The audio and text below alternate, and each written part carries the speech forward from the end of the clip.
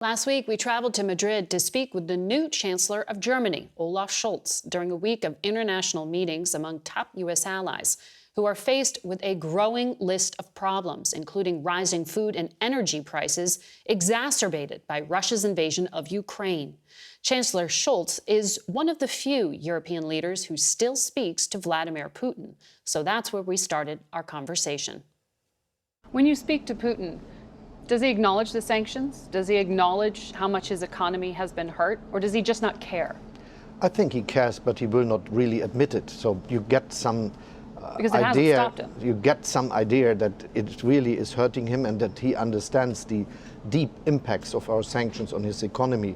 And I'm always mentioning it because it's necessary to say it. This is now happening to a country that is not that advanced, that is really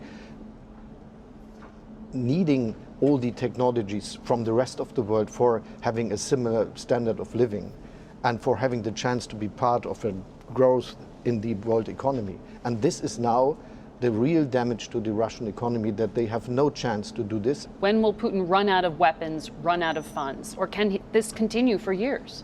No one really knows. He is the leader of a very great country with a lot of people living there, with a lot of means, and he is really doing this brutal war with and he prepared for it. So he will be able to continue with the war really a long time. Do you believe that Vladimir Putin will stop at Ukraine? I think that all what we do will help to give him the view that this is not working and that he will not be successful. Your country has earned this reputation of overpromising and under-delivering when it comes to Ukraine. Ukraine received its very first delivery of German Howitzers as artillery last week. Why did it take that long? We're in the 5th month.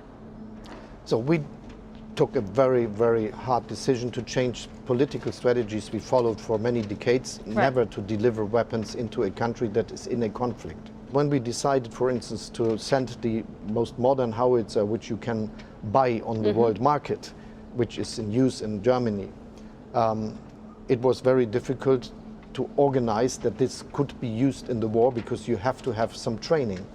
And we had Ukrainian soldiers in Germany, and when the training ended, in the end they came with the weapon, with the howitzers to Ukraine, and they are now in use. But the United States is doing that. They're providing weaponry within 48 hours sometimes of the president signing and carrying out training. Why did it take this long for Germany? I think you should understand that there is a difference if a country like the United States spends that much for defense, which is a very big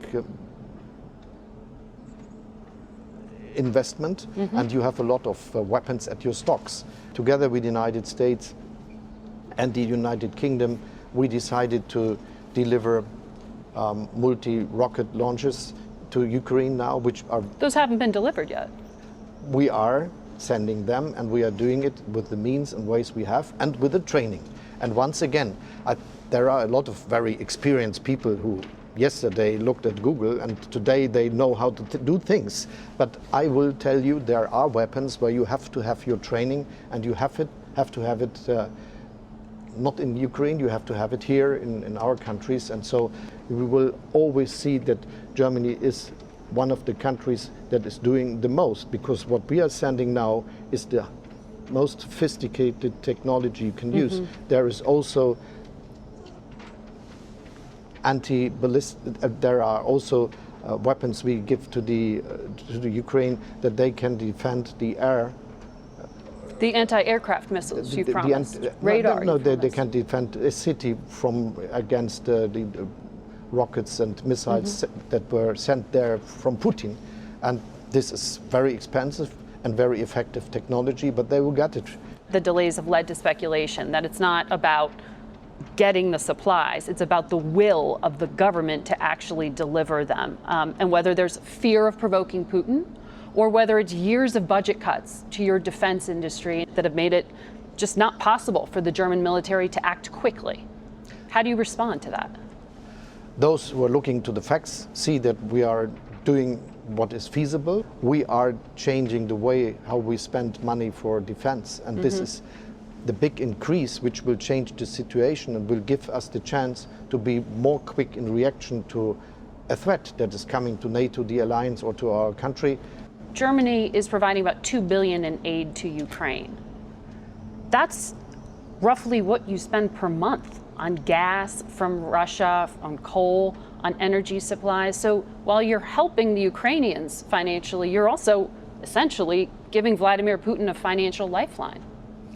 He cannot buy anything from the money he's getting from us, because he has all these sanctions on imports for modern technologies and things he is looking for. So this is what is making very angry. But to be very clear, when we decided on sanctions together and with all our allies, we said always we will do it in a way that we harm Putin more than us. And many countries in Europe are depending, for historical reasons and because they are near to the place, and it is the nearest place to get the gas, on the imports of gas. And when now whole Europe is deciding to go out of this dependence, this will change the scenario even on the world market. But Vladimir Putin can use that money elsewhere, just not in the West. But he cannot buy. Is it still $2 billion a month that Germany is sending to Russia? It is always decreasing, and we draft the sanctions in a way that they hurt Putin, and this is what we do. And once again, we are now doing real investments into technology, in pipelines, in ports. And I know there are people that sometimes think that when you are taken a decision one afternoon, the next morning you have a port and a 40 kilometers pipeline. Oh, it takes but time. in the real life, this is not happening. When Europe is deciding to go out of the import of gas from Russia, this will have consequences. It'll have I mean, this is the equivalent of them declaring war on you by cutting gas supplies to Germany. This isn't just your choice. They're using that as a weapon against you. This is obviously the case, and this is why I was starting to discuss the question what to do if the gas delivery will be reduced right when I entered office. We should be very much prepared that we will have high energy prices all over the world in all countries. So Germany's Heavy Industry Association, BDI, warned a halt in Russian gas deliveries would make recession inevitable. It will be very tough if we will have a shortage of energy supplies. Obviously, all our countries, all our life is depending on the supply of energy. And obviously, a lot of countries, most countries of the world are depending on the supply from abroad. And so we have to prepare for a difficult situation. Vladimir Putin is weaponizing inflation. He's weaponizing food. Is he right to bet that he can fracture the Western alliance by making it harder for Europeans and Americans and everyone else to afford food in these months ahead? You are very right. The shortages of food many people in the world are seeing now as a threat to them are the direct consequence of Russia's aggression against Ukraine and the war he is imposing on the country. You are right that all the rising energy prices are also a direct consequence of his doing. And he is the one that is doing the wrong things. And we are always discussing this with our partners on the globe.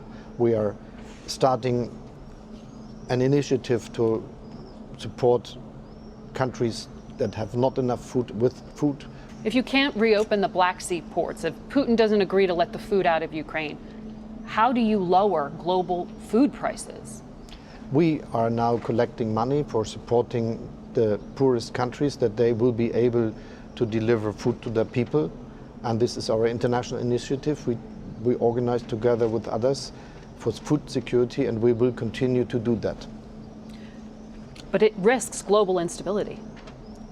It is a real problem, and it is a real consequence of Putin's war. And this is why it is even more necessary that we support the people. So it also puts pressure to end this conflict sooner. What is your timeline for when this can end? The conflict will end when Putin understands that he will not be successful with the idea just to conquer part of the territory of his neighbor. Members of the German government have admitted it was a mistake to be so dependent on Russia for so long. I think it was not right that we were not prepared to have at any time the chance to change the one that is delivering gas, oil and coal to us. So we should have invested all over Europe in an infrastructure that gives us the ability to change the supply from one day to the other. And I think this is the lesson that has been learned in Europe and in many other places, that you have to be prepared for a situation like this. President Biden also talks about this potential conflict between democracies and autocracies. Is that the biggest threat on the horizon? We should be clear about the threats that are coming to our future. And this is coming from autocracies, yes, because they tend to be aggressive. And this is an aspect we should be very much aware of, and I am. And this is why I organized our meeting we had in Germany with the G7 group of